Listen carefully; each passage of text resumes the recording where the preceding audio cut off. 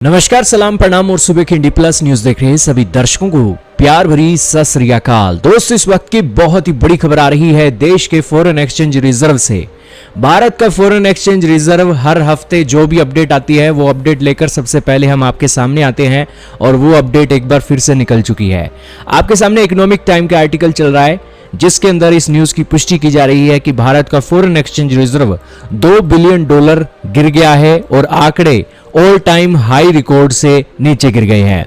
$2 billion की गिरावट के अंदर क्या चीजें गिरी हैं वो भी जानते हैं और आंकड़े कहां तक पहुंचे हैं वो भी जानते हैं। दोस्तों, बताया जा रहा है कि भारत का रिजर्व $2 बिलियन घटकर $646.67 बिलियन तक हो गया है। इससे पहले दोस्तों, पिछले 3 हफ्तों के अंदर भारत का फॉरेन एक्सचेंज रिजर्व लगातार बढ़ रहा था, लेकिन वो जो 3 हफ्ते की स्ट्रीक है वो टूट गई और चौथे हफ्ते के अंदर ये जो एक रिकॉर्ड हाई है उससे भी आंकड़े नीचे गिर गए।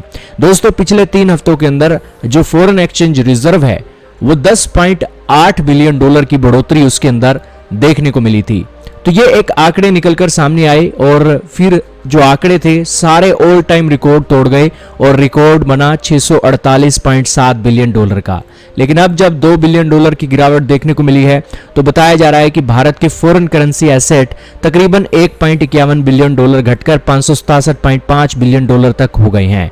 फॉरेन करेंसी एसेट के अंदर डॉलर, येन, पाउंड, रूबल के साथ साथ अलग अलग विदेशी करेंसियां मौजूद होती हैं जिसका इस्तेमाल भारत दुनिया के दूसरे देशों से सामान इंपोर्ट करने के लिए करता है।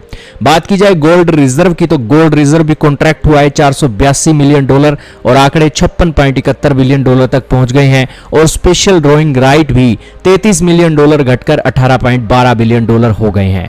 और आईएमएफ के रिजर्व के अंदर हमारी जो पोजीशन है वो भी $1 मिलियन की गिरी है और आंकड़े $4.33 बिलियन तक पहुंच गए हैं। बात की जाए सारे दुनिया के देशों की लिस्ट के अंदर तो भारत की रैंकिंग 4th रैंकिंग पर है और रशिया की रैंकिंग 5th रैंकिंग पर है और भारत और रशिया के बीच में अभी भी जो डिफरेंस है बहुत ज़्यादा है।